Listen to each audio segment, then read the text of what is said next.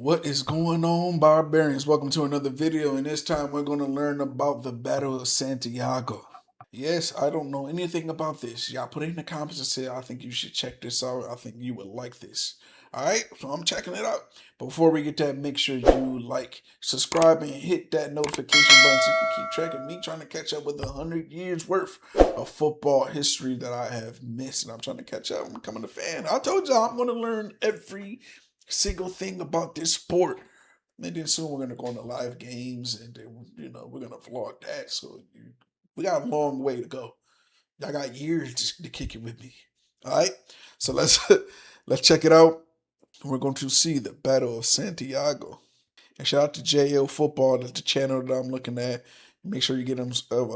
Make sure you get them to subscribe. And, hit the notification button on their channel too. But this is where I'm checking it out at. Good evening. Oh, the game you're about to see is the most stupid, appalling, disgusting, and disgraceful exhibition of football in the history of the game. Hold on, we got to run that back. They did what? They were doing what? Is the most stupid, appalling, and disgraceful exhibition of football in the history of the game. Chile versus Italy. This is the first time the two countries have met.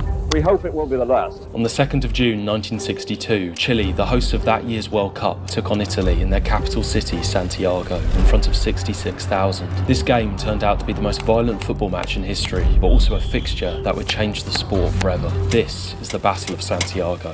Whoa, okay. So I saw the cards.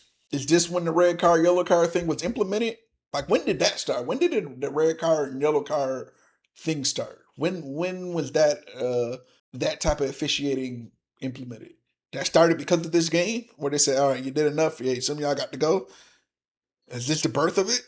The torment of a nation. However, this story isn't as simple as a football game gone wrong. The backstory behind this clash is as crucial as the match itself. 2 years prior, Chile's build-up to hosting the World Cup was tragically disrupted. The country suffered the strongest recorded earthquake in human history. Measuring a magnitude of 9.5, the Valdivia earthquake killed 1,655, injured 3,000, and displaced 2 million people.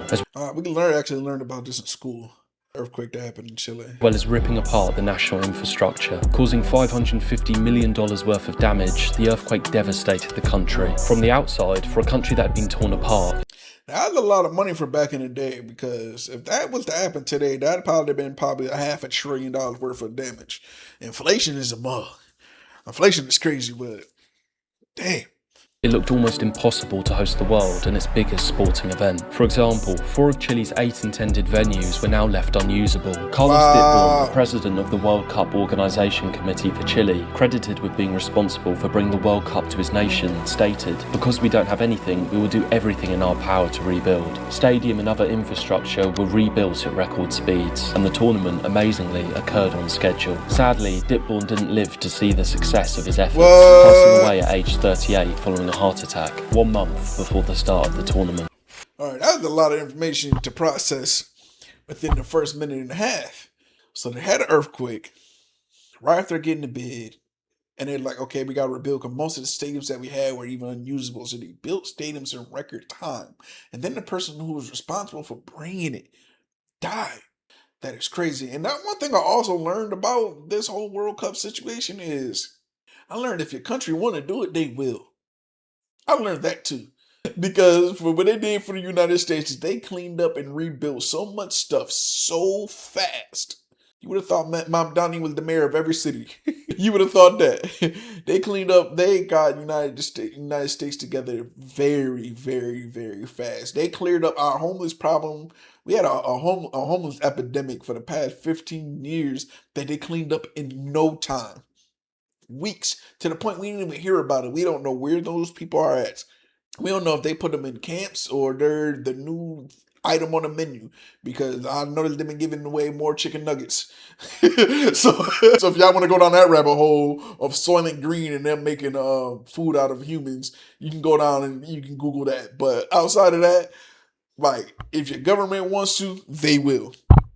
And they said they did this in record time. But the catastrophic events of the 22nd of May 1960 had united the country. The ability to host the World Cup only 2 years later symbolised the country's revival. Chile entered their own World Cup with an enormous sense of national pride.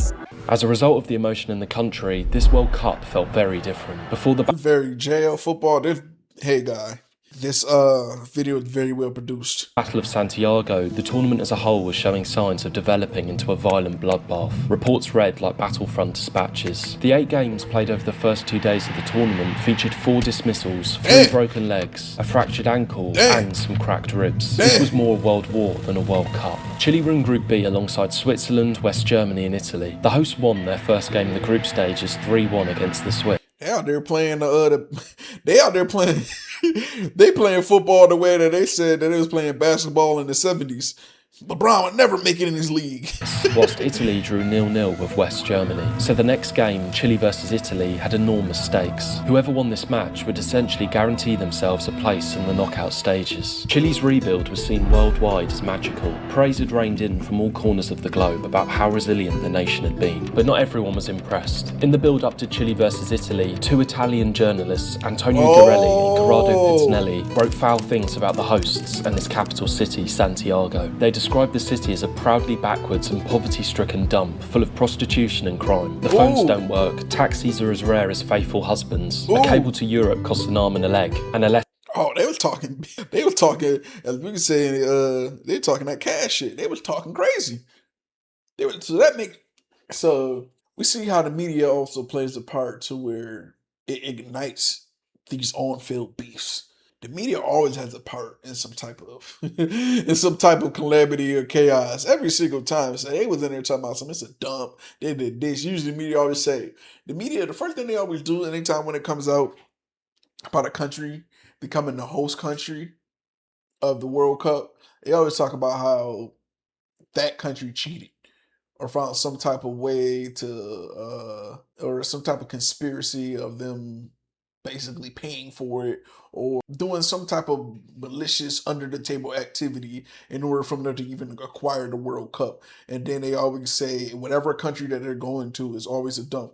You know, they kept saying when the World Cup was coming to America that everybody had to watch out for mass shootings and deportations and all of that type of nonsense. And they found out when they came to America that why we always say America is one of the best countries in the world, because one, y'all got to see the portions of y'all food. Y'all seen how much sugar and how much chemicals is in our food, and you realize that is great. That's why everybody's fat over here, because the portion size that you got with your food. So people who came to the United States for the World Cup saw that you can get a cup of soda the size of your chest. And then the food portions, you'd be like, wow, you gave me a whole chicken for this price? Yes, we overindulge here in America. We overindulge everything. So a lot of people got to see that after there was numerous reports of how dangerous it was. The homelessness, the poor infrastructure, all of that. And we didn't even have to build a stadium. We didn't have to build that one stadium. We could have ran probably 5 to 6 different World Cups at the same time and not reuse one stadium that could fill the capacity of each game. Like, we have stadiums a dime a dozen. We have high school stadiums that are the size of some countries' main biggest stadiums. So we were able to facilitate everything. I know, sometimes we have this love-hate relationship with America over here, but one thing is when it's time for us to host, we're not gonna play. And they calling it now, the nickname of it, the Great American Sleepover. That's what they're calling it here in America when we did the World Cup, because everybody got along. They realized that the United States is the melting pot where you're gonna see over 200 languages here. You're gonna see different ethnicities. You'll be able to come here from any country and be able to go to a restaurant that somebody from your native country owns in America and be able to join and be able to enjoy your home cooked food that you had in your other country, so you can feel like home. And that is you would say the glory of America, is that you can come from any country and still find home here because of the immigration and the melting pot of what the United States is. And that's like one of the greatest things of America. Yes, we have our downfalls. Yes, we have our shortcomings, but our diversity is our superpower in America. Yes, I'm going to take a bow. Clap it up for me in the comments. That was great. Yeah, they need to put that somewhere. It takes 5 days to turn up. They went on to criticise the locals, describing them as being prone to malnutrition, illiteracy, alcoholism and poverty. Chileans were shocked, hurt and angry. They had battled through an immense catastrophe to get the tournament up and running, and they were now being ridiculed by one of the nations they'd worked so hard to impress. The Chilean press fired back at the Italians, describing them as fascists, the media battle, I knew it. I knew the media battle. And Piznelli were forced to flee Chile, whilst an Argentinian scribe, mistaken for one of them in a Santiago bar, was beaten up and hospitalised. The war of words sparked a newly formed hatred between the two nations. This hostility, mixed with Chile's us against the world, siege-like mentality, heading into this World Cup, was at the heart of the world's most violent game. The man in charge of the media usually does that. The media fuels everything. Like I said before in the other videos, when it comes to the media, especially here in America, where the media is 80% of how America feels, not necessarily of how we feel, but how it makes us feel. So if they decide today we want to run a negative press run on everything to make everybody depressed in America, that's what they're going to do. So we have one of the biggest weapons in the world, and that is propaganda, as stated from a president from a competing nation. As I said, that's the greatest weapon America has, is propaganda in the media. And if we understand what the media can do, it can change your perception on anything. For me, doing these reaction videos, I'm actually considered media because I can have a certain perception. And when other Americans or other countries watch anything that I say and they take my word for it without research, I could be lying and give you any type of negative perception or a positive perception on any country, area, or team, or subject, or person that is not consistent to what it actually is. So that's why they always say do your own research, even if the media tells you something, so you can cross-reference, cross-check, and make sure that you have the proper information. Always do your research, guys. Anything, because I may say something that I may 100% believe is fact or experience or whatever, and I could embellish it to something far greater, and it'll give you a different perception than what it actually was. And that's what some people do for the entertainment factor, is embellish.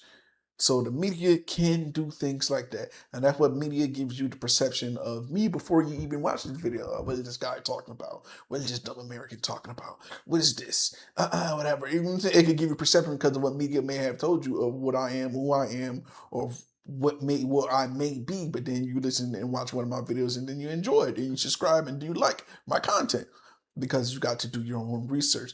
So yeah, the media can manipulate the human thought in so many different ways, and the human perception in so many different ways. So be careful and do your own research.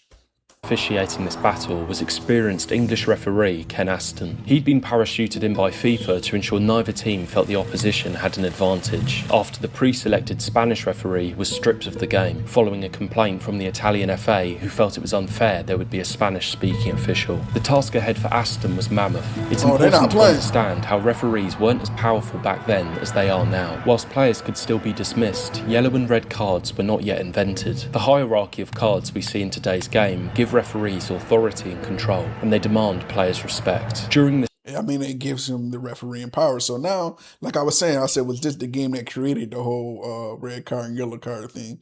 Because I'm pretty sure, like I said, of me still learning this game, I'm like, I ain't see one card yet in this black and white video. This era, players had less reason to listen to officials, as there was no middle ground. They couldn't be cautioned. You were either playing or in the stands. Essentially, you had to do something incredibly serious to be dismissed. The lack of control the officials had over these two teams, who were ready to go to war, only added fuel to the fire for a match that was already in flames. Here we go. Here we go.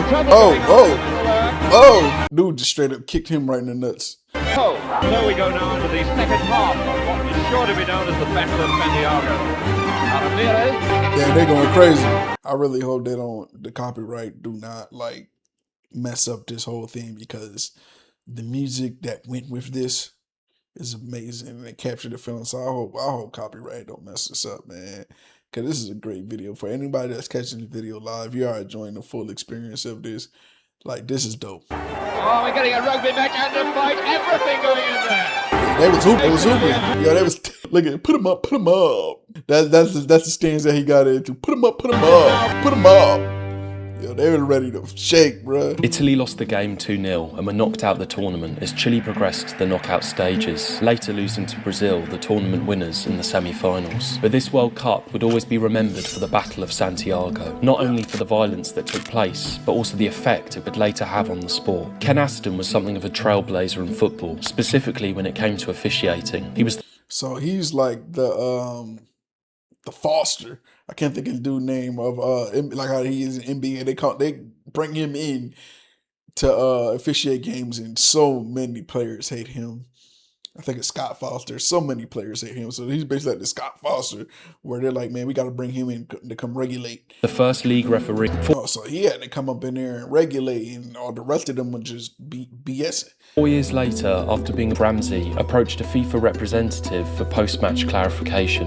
Oh, so he was on some umpire. Like, he was acting like an umpire. You're out. Like, so I guess the question I have, so when you do get a red card, yellow card, or you're dismissed from the game, so there has to be a thorough explanation for it. It can't just be like, well, you kicked his leg. You're out of here. It has to be a thorough explanation like, hey, you did this, and this caused harm and danger to another player. We can't have you on the field anymore. You got to go. Here's your red card. So everything had to be a thorough explanation. And if you didn't have a thorough explanation for it, how does that fall back on the referee?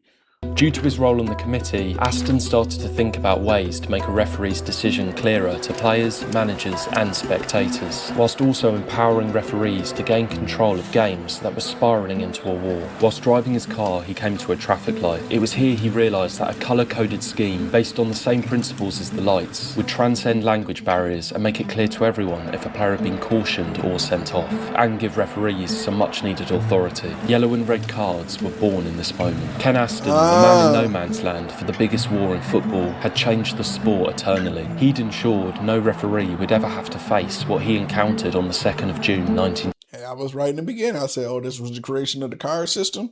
I knew it. It had to be in some game that they just wowed out to the point that, like, all right, we need some type of control over here. Look at that, the police with him and everything. He'd ensured that the world's most violent football match will always be known as the Battle of Santiago. Shout out to Ken Aston, man. You changed the game forever and push things forward. So now that we have the modern red card, yellow card thing is going on, that is dope.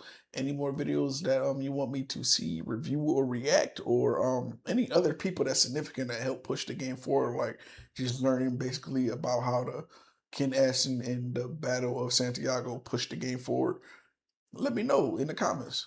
Y'all be easy. Catch you on the next one.